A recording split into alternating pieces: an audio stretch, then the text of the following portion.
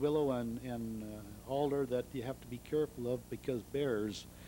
We made a lot of noise so we wouldn't shock them, surprise them, because that's when a bear is the most dangerous, when they're surprised. This is having chow. They're up on a little, we're on higher ground here.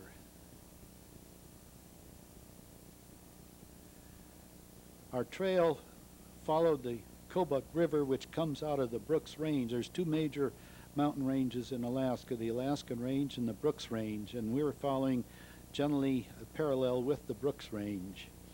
The pilot got some frozen milk in Kotzebue and put it on a free drop out there, and he was in early, but it just splattered, broke the carton all over, and it was frozen, so we had to put the milk in a container there while we were moving to save it while it was thawing.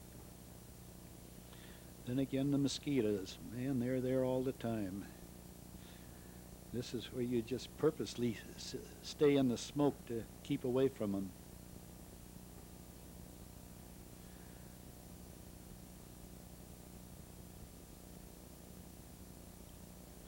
That's some more. Now we're getting soupy weather in again. That's Painter. He was one of the men. I must say this, the group I had, they were all volunteers. They were excellent people to have made this trip with, and the success of it was mainly attributed to them. This is crossing a deep little stream there. The trees there were just barely tall enough to cross, so we knocked down about a dozen of them there, but it was still a rickety footbridge. As you can see, it wasn't the sturdiest, but we made it. Here's the old man now.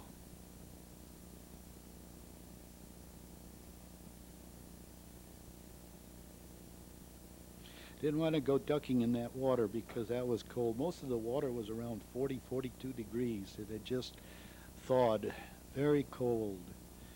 The only fish that we found up there, well, there was sheefish in the Kobuk River, but in the small streams was just grayling and a few dolly varden.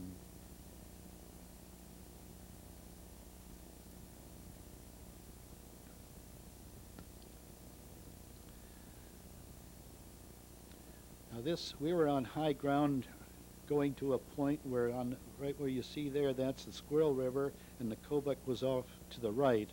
And at the juncture of the two was the town of Kananau. That's the first village we're going to hit. This is a little ptarmigan hen there, and she had some little chicks.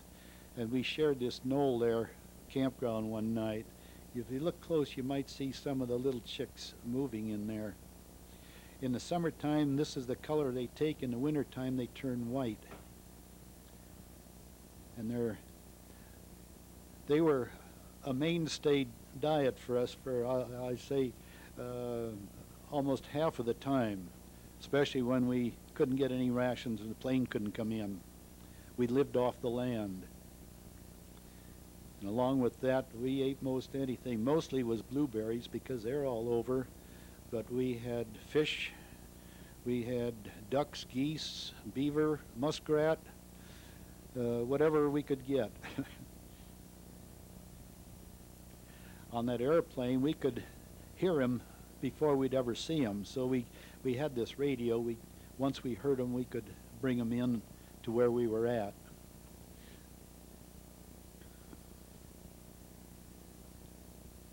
Here again is another saddle that we're waiting for an airdrop here too.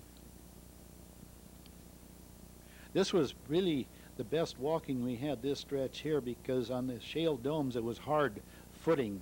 Once you get down in the lower elevations, the only disadvantage of this was we changed elevations so much, a lot of up and down, and we didn't go forward too much. But it was still easier walking than in the Muskegon tundra down in the low ground.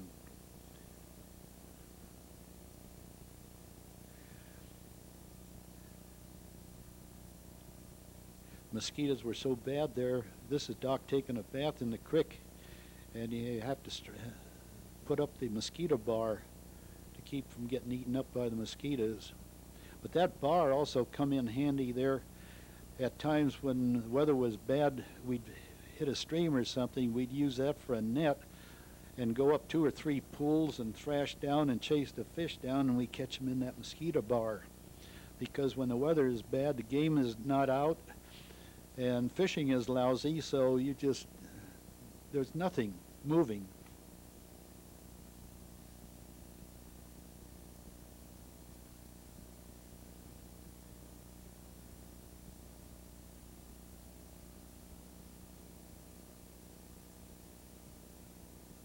This is another storm coming in, and that's when we were up in the higher country here, well, even the low ground, you just couldn't tell where to go.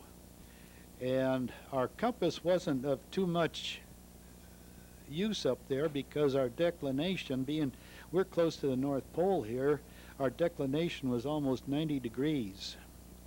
Now, this is the first village we hit. This is Kananau, and we hit the river below town about a half a mile, and we came up the shoreline, and the minute the kids saw us, man, they were hollering, the Russians are coming. They thought they were being invaded by us. And they sure had that town topsy-turvy.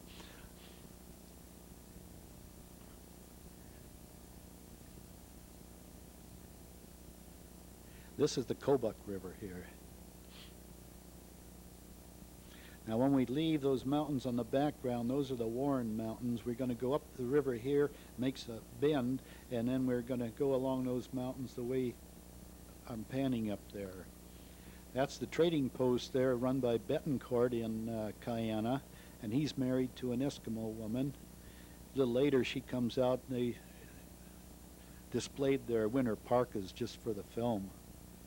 It wasn't that cold at this time to wear parkas. Now those are some of the kids in the village there. A lot of the Eskimos still carry traits of the colored people, because when the whalers come through in the early days, most of their harpooners were Negroes, colored. And they left their mark up here. It still shows in the kinky hair and that of the kids. That's the post office. There again are their dogs, how they tie them on a stake and a chain, and that's the way they spend the summers. This is the beachfront at Kananau. Now, just a matter of about a week prior to this was all iced in. When the ice broke on the river, it makes a big, comes down this way here, and the Squirrel River comes from the left, and there's almost a right angle turn, and all the ice piles, it comes right up to that trading post.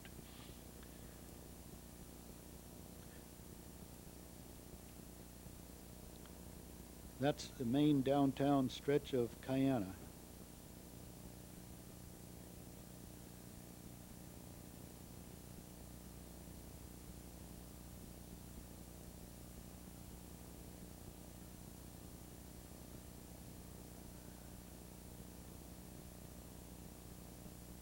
There again, the family is bringing in the winter supply of food.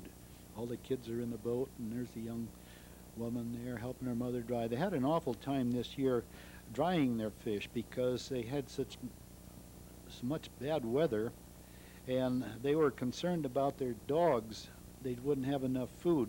This is the last river that the salmon run in going north, and they use the salmon for dog food, and they fillet them and they put them on the racks and dry. And if they don't have enough dog food, they just kill their dogs to keep up with just the supply that they have to keep for the food that they can keep the number of dogs for. Now that's the school teacher there, and that's the trapper, the trader's wife there. And they put on their parkas just for this film. Now this is the Kobuk River pointing down east, and that's the Wien airline plane. It comes in once a week from all these villages, mostly up there. So there is outside contact by air.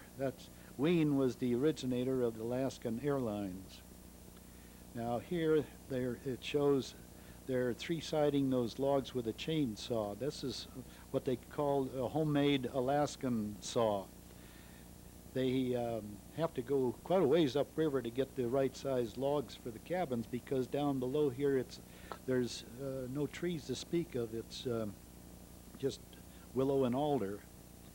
Now these are she fish, and Harry Anderson and his wife came up, and that's the she fish there that he caught. But he's the engineer at the hospital in Kotzebue, and she's the runs the Wien airline there.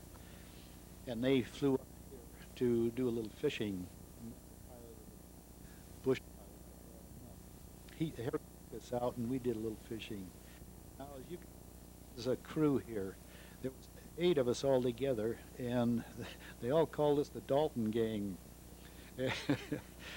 We didn't represent the Army too well because I just told them, wear what you want. I told them when we started in the plane, the Army's behind us, I'm out here to see Alaska, and I want to enjoy it, and I want you to enjoy it too, because this is a trip that very few people could even have afforded. Now that's Harry Anderson. He's got a she fish on the river. They're similar to a salmon.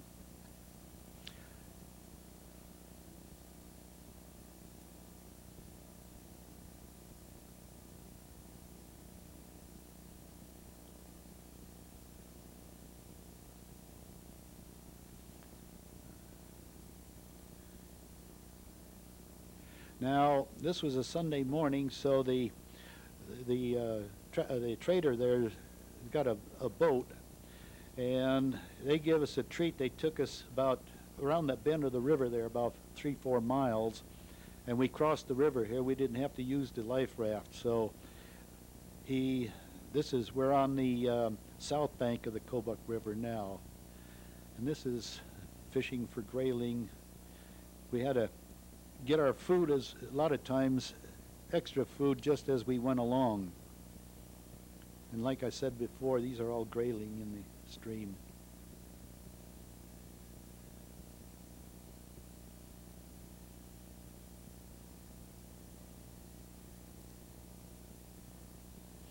If you look close, you might see some swimming around in there.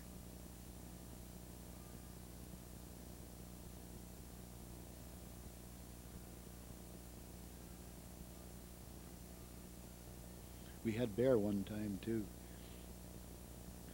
to eat.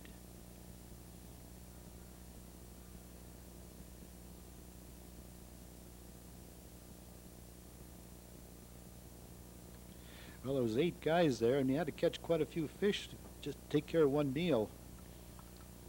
And there was times when we went pretty hungry. The last resort always was the blueberries.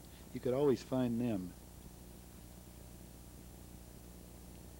The plane they dropped off, we would carry a 1-day emergency ration, which was a dehydrated ration.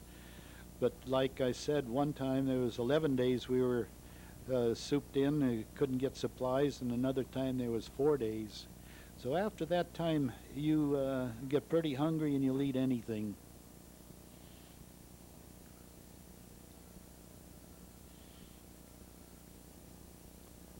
If you look around Painter's Head, you'll see some of the mosquitoes flying.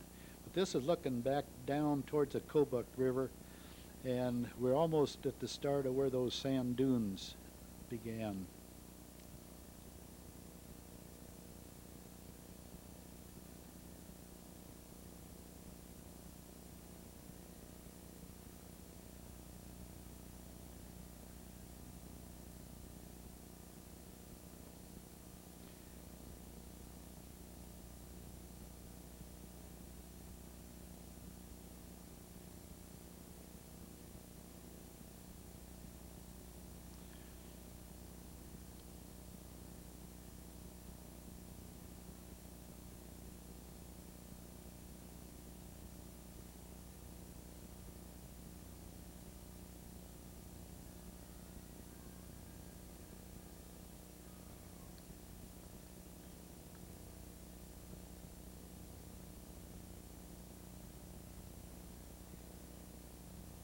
If you look about the top center of the picture, you'll see there's an eagle flying up there.